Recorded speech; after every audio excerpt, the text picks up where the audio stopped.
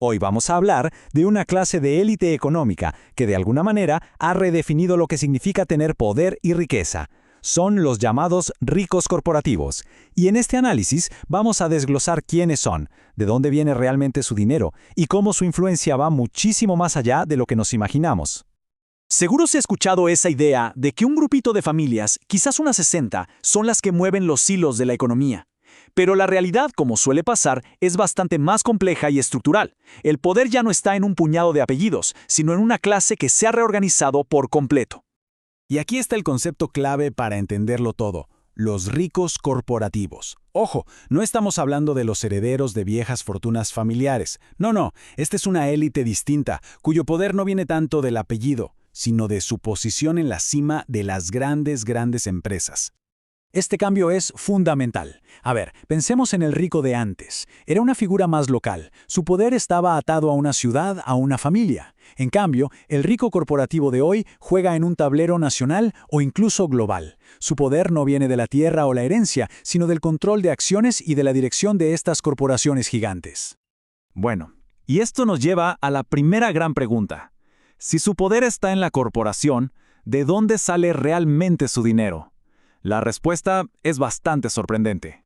La idea que casi todos tenemos es que los altos ejecutivos ganan salarios astronómicos y que por eso son ricos. Parece lógico, ¿no? Pero cuando vemos los datos, nos cuentan una historia muy diferente.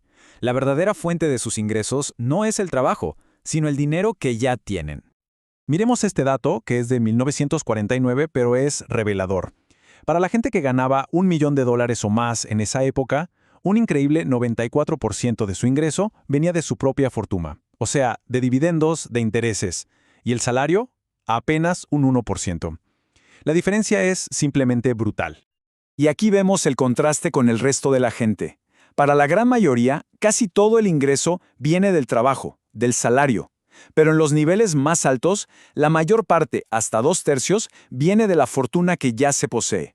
Son, literalmente, dos mundos económicos que casi no se tocan. Entonces, si la riqueza es la que genera más ingresos, la siguiente pregunta es obvia.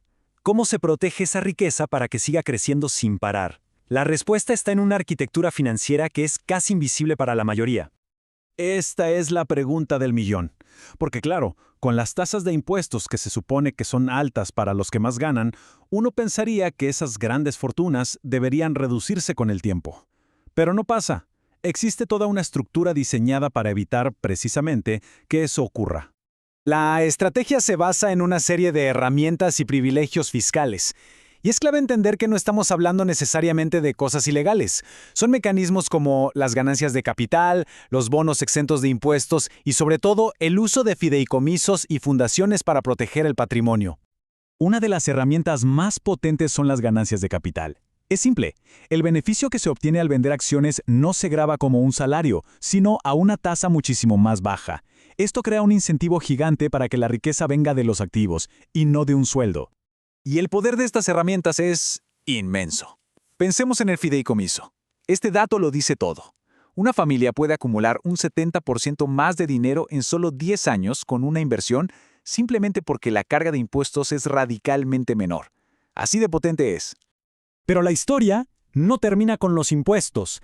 Hay toda una tercera capa de riqueza que son los beneficios que no aparecen en el cheque de pago y que, por lo tanto, no pagan impuestos. Aquí es donde exploramos cómo el estilo de vida de los ricos corporativos es, en gran medida, subsidiado por sus propias compañías. Estamos hablando de un nivel de vida que el salario por sí solo no podría sostener y que además escapa en su mayoría a los impuestos. La lista de estos beneficios construye literalmente todo un estilo de vida. Autos con chofer, jets privados, yates, membresías en clubes súper exclusivos, hasta los abogados y contadores. Todo se considera un gasto de negocio para la empresa, pero en la práctica es un beneficio libre de impuestos para el ejecutivo. Y para que nos hagamos una idea de la escala de esto, aquí va un dato que es sorprendente. En 1955, el 37% de todos los Cadillacs registrados en Manhattan estaban a nombre de compañías, no de personas. Esto nos muestra cómo el lujo personal se fusionaba completamente con el gasto corporativo. Esta cultura de la cuenta de gastos lo cubría todo.